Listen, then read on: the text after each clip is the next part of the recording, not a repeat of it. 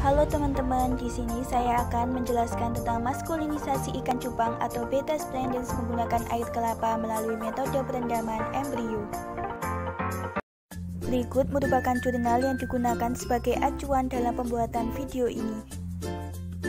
Sebelum ke metode, saya akan menjelaskan tentang maskulinisasi. Maskulinisasi adalah teknologi seks reversal yang membalikkan arah perkembangan kelamin dari ikan betina ke ikan jantan. Jenis kultifan yang digunakan adalah ikan cupang.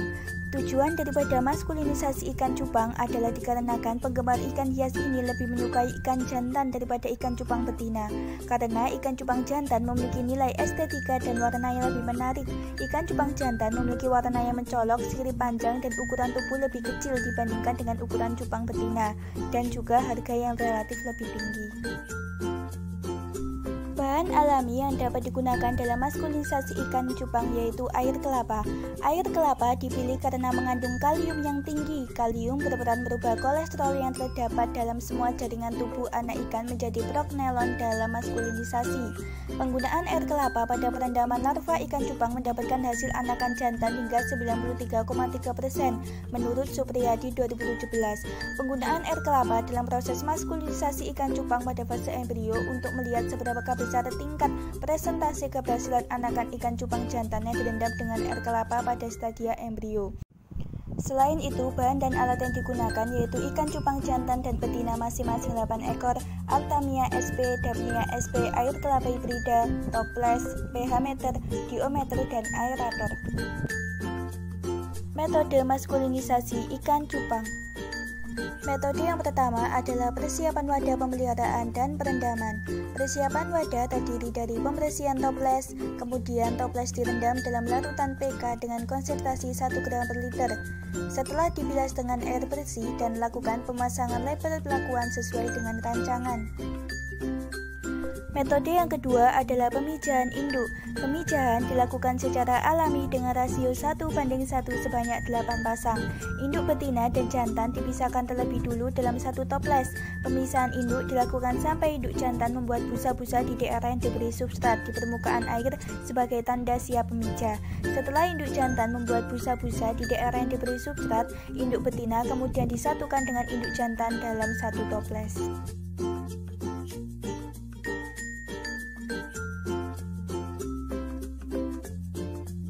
Metode yang ketiga adalah perendaman embrio. Setelah proses pemijahan selesai, induk jantan dan betina dipindahkan ke dalam wadah yang berbeda. Telur yang dibuahi kemudian diangkat dan dipindahkan dalam toples kapasitas 1,5 liter yang telah diisi air sebanyak 1 liter.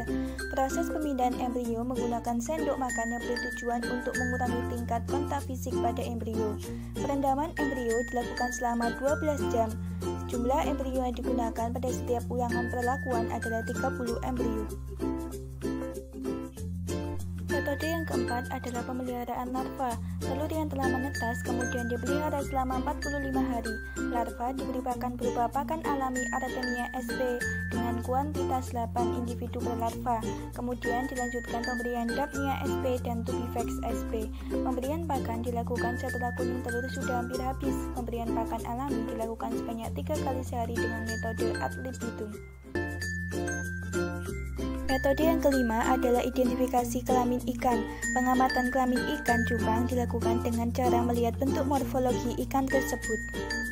Metode yang terakhir adalah analisis data. Penelitian ini menggunakan metode rancangan acak lengkap atau RAL dengan 3 perlakuan dan 3 ulangan.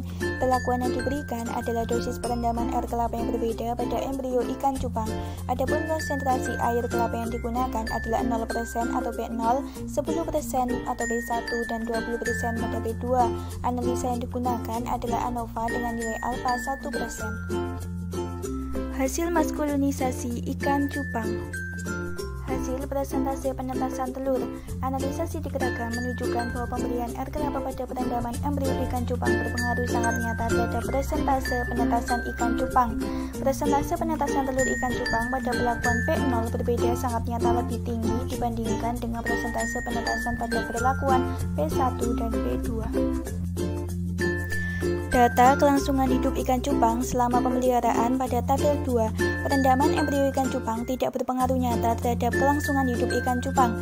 Berdasarkan hasil pemeliharaan, larva ikan cupang selama 45 hari didapatkan persentase kelangsungan hidup ikan cupang berkisar 83,33% sampai dengan 89%. Pada hasil ini menunjukkan bahwa perendaman air kelapa tidak berpengaruh terhadap kelangsungan hidup ikan cupang selama pemeliharaan dan persentase ikan cupang jantan. Analisa sidik raga menunjukkan bahwa pemberian air kelapa pada perendaman embrio ikan cupang berpengaruh sangat nyata terhadap persentase kelamin ikan cupang jantan.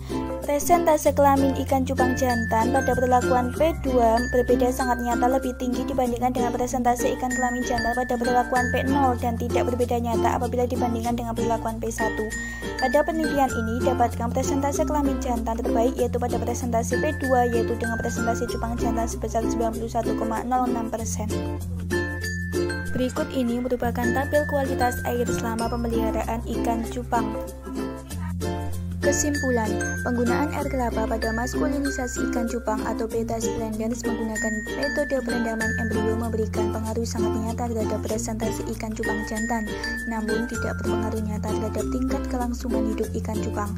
Perlakuan presentasi ikan jantan terbaik didapatkan pada presentasi 10% yaitu 91,06% dengan presentasi penetasan 84% dan tingkat kelangsungan hidup 86,66%.